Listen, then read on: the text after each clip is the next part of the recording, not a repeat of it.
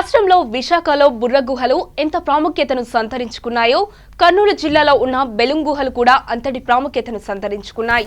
2007 నుండి పర్యాటక కేంద్రంగా మారి విదేశీ స్వదేశీ పర్యాటకులను ఆకట్టుకుంటున్నాయి ఈ బెలూమ్ గుహలు. ఇంతకీ ఈ బెలూమ్ గుహలు ఎక్కడ ఉన్నాయో వాటి గురించి వీటీ న్యూస్ ఫోకస్.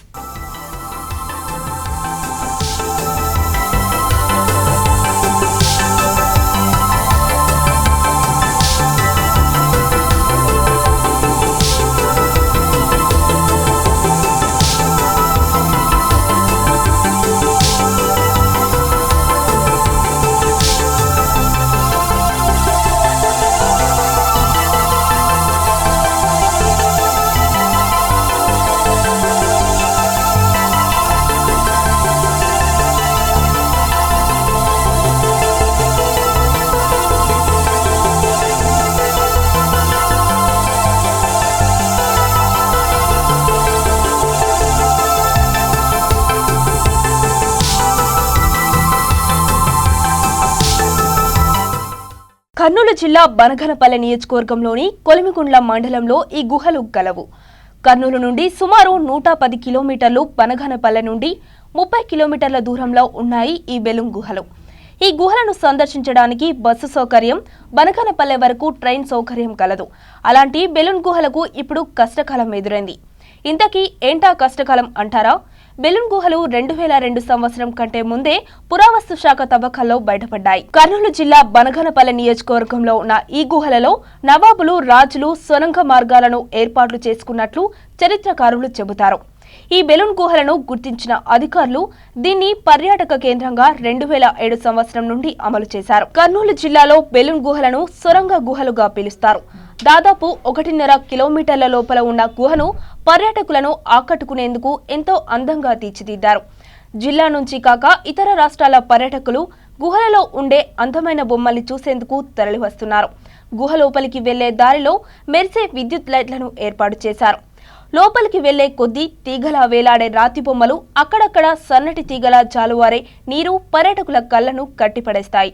ఇలాంటి అందమైన ప్రదేశాన్ని చూసేందుకు ప్రతిరోజు దాదాపు 700కు పైగానే పర్యాటకులు వచ్చేవారు. ఈ పర్యాటక ప్రదేశంపై ఈ మధ్య వచ్చిన వర్షాలు ఆదాయ వనరులకి గండికొట్టాయి. భారీగా కురిసిన వానలకు గుహల లోపలి భాగమంతా బురదగా మారింది. దీంతో బెలూమ్ గుహలను సందర్శించేందుకు పర్యాటకులు ఆసక్తి చూపడం లేదు. మొత్తానికి జిల్లాలో ఉన్న ప్రధాన పర్యాటక కేంద్రానికి వర్షం బాగా దెబ్బతీసింది. ఎంతటి అద్భుతమైన గుహలు అయినప్పటికీ నిర్వహణ లోపం కనిపిస్తోంది. ఆవరణ అంతా చెత్తా చెదారం, శుభ్రత మచ్చుకైనా కనిపించదు. పోలీస్ తనిఖీలు లేవు. ప్రైవేట్ సెక్యూరిటీ ఉన్నా పట్టించుకోరు. ఎవరైనా రావచ్చు, ఏమైనా చేయొచ్చు అన్నట్లు ఉంది పరిస్థితి. అంతేకాదు, మందుబాబులకు ఈ గుహ ఒక అడ్డా. ఎక్కడ చూసినా మద్యం సీసాలే కనిపిస్తాయి. పర్యాటకులకు తాగడానికి మంచినీరు ఉండదు. మరియు లోపల గాలిమెరలు పనిచేయడం లేదు. మరియు సీసీ కెమెరాలు వర్షానికి తడిచి పనిచేయడం లేదు.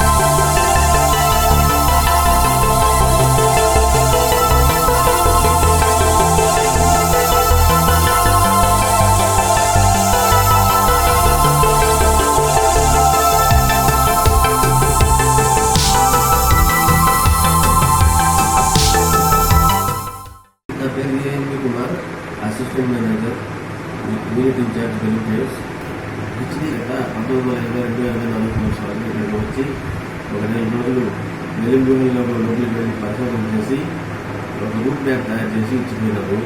తర్వాత 1988లో ఆర్కియాలజీ డిపార్ట్మెంట్ వారి హ్యాండ్ ఓవర్ చేసుకుని ఒక గార్డుని నియమించారు.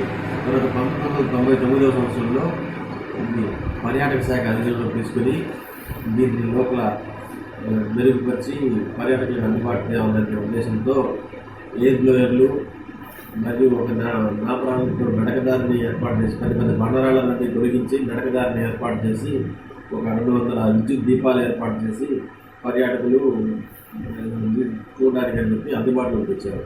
టికెట్ తీసుకొని చూడడానికి బెలింగ్హామ్ హిస్టరీ చూసుకుంటే 1824లో రాబర్ట్ ఫుటే అనే శాస్త్రవేత్త బ్రిటిష్ అతను ఇక్కడ ఖనిజాల కోసం పరిశోధన చేస్తూ ఇక్కడ కొలిగూడ మండలంలో గుహలు ఉన్నాయని చెప్పి రికార్డ్ చేసుకున్నారు. తర్వాత 1824 తర్వాత మళ్ళీ 1982-84 సంవత్సరాల్లో నెక్స్ట్ గేవర్ అనే జర్మన్ శాస్త్రవేత్త ఇక్కడికి వచ్చి టికెట్ల రూపంలో టికెట్లు కొంచెం పంచుకోవడానికి అవకాశం కలిగింది. అప్పట్లో 20 రూపాయలు 10 రూపాయలు టికెట్గా ఉండేది, ప్రస్తుతం 65 రూపాయలు 45 రూపాయలు అయింది జిఎస్టీ వచ్చిన తర్వాత. వెలుగుమూలకి మొదటి నుంచి వాటర్ ప్రాబ్లం ఒకటి ఉంది. 40 కిలోమీటర్లు ఉండే కొలిమిగూడ నుంచి పైప్ లైన్ వేసుకొని బోర్ వేసుకొని వాటర్ సరఫరా చేసుకుంటూ ఉండేవాళ్ళము. ఇప్పుడు ఆ బోర్ కూడా ఎండిపోవడంతో వాటర్ కోసం ట్యాంకర్లు హైర్ చేసుకొని ట్యాంకర్ల ద్వారా వచ్చే వాటర్తో పర్యాటకులకు టాయిలెట్స్ కానీ డ్రింకింగ్ వాటర్ దర్శనానికి నడపడానికి అన్నిటికీ ఉపయోగించుకుంటున్నాము. ఎన్ని ఉన్నాయి సార్? ఎన్ని ఉన్నాయి? ఎప్పటి నుంచి పనిచేయాలి? మొత్తం సీసీ కెమెరాలు 2017 సంవత్సరంలో 40 కెమెరాలు ఉండేది గుహల లోపలంతా, బయట ఉన్న కెమెరాలు ఉండేది. అది 2017 సంవత్సరం సెప్టెంబర్లో వచ్చిన భారీ వర్షాలకి లోపల నీళ్ళు వచ్చి కేబుల్లో కొంత నీళ్ళు ఎంటర్ అయ్యి సీరియస్ వాటర్ డ్యామేజ్ అయ్యాయి. అప్పటి నుంచి సీసీ కెమెరాలు పనిచేయడం లేదు. అని ఈ మధ్య లోకల్ సబ్ ఇన్స్పెక్టర్ గారు వచ్చి సీసీ కెమెరా అనేది మ్యాండేట్ అనేది త్వరగా పునరుద్ధరించమని చెప్తే. రవిశేఖర్ అండి, మాది విశాఖ జిల్లా మాకవరపాలెం మండలం సంబంధించి వచ్చాను. నేను ఇది 2004 అప్పుడు సౌకర్యాలు అయితే కొద్దిగా బాగానే ఉన్నాయి. ఇప్పుడైతే సౌకర్యాలు కనీసం గైడ్ కూడా అరేంజ్ చేయలేదు. ఇక్కడ కనీసం మండపాల దగ్గర కానీ ప్రమాదాలు జరిగే ప్లేసుల్లో కానీ ఒక గైడ్ని అరేంజ్ చేస్తే బాగుండేదని మన పర్యాటకులు కూడా చెప్తున్నారు. పర్యాటకులకి అందుబాటులో ఉండే విధంగా ఇక్కడ మరిన్ని సదుపాయాలు కల్పించాలని టూరిజం వాడు టికెట్లు అయితే పెట్టారు కానీ కనీస సదుపాయాలు కల్పించలేదని, కనీసం మంచినీటి సదుపాయాలు కూడా మనకి ఇక్కడ లోపల అరేంజ్ చేయలేదని చెప్పేసి స్పష్టంగానే చెప్పడం జరుగుతుంది. రేపు రానున్న రోజుల్లో ఇలాంటి కనీస సదుపాయాలు మంచినీటి సదుపాయం కల్పించినట్లయితే పర్యాటకులకి ఉపయోగకరంగా ఉంటుందని, దీని గురించి చెప్పడానికి సంబంధించిన అవసరమైన మెటీరియల్ కూడా మనకి పర్యాటకులకు ఇవ్వగలిగితే ఎక్కువ మందిలోకి ఇది ప్రాచుర్యంలోకి వెళ్ళి ఏపీ టూరిజం బాగా డెవలప్ అయ్యి ఈ వెలుగు గుహలో ప్రపంచ ప్రసిద్ధిగాంచిన గుహలు కాబట్టి ఈ ప్రపంచ ప్రసిద్ధిగాంచిన గుహలో ఎక్కువ మందికి తెలియాలంటే ఖచ్చితంగా పబ్లిసిటీ అవసరం. ఈ విధంగా పబ్లిసిటీలో వెనుకంజలో ఉంది ఏపీ టూరిజం సంబంధించి. దీని మీద దృష్టి సారించి పర్యాటకులకు ఎక్కువ మంది వచ్చేలాగా ప్రయత్నాలు చేయాలని చెప్పేసి కోరుతున్నాం. ఎంట్రన్స్లో పిల్లలకి టికెట్లు, పెద్దలకి టికెట్లు 65 రూపాయల టికెట్ వసూలు చేస్తున్నారు. కానీ చిన్నపిల్లలకి సౌకర్యాలతో కూడా ఇక్కడ గాలి మరలు అయితే మాత్రం పనిచేయలేదు. గాలి మరలు కూడా పనిచేసే విధంగా ప్రయత్నం చేయాలని చెప్పేసి మేము కోరుకుంటున్నాం.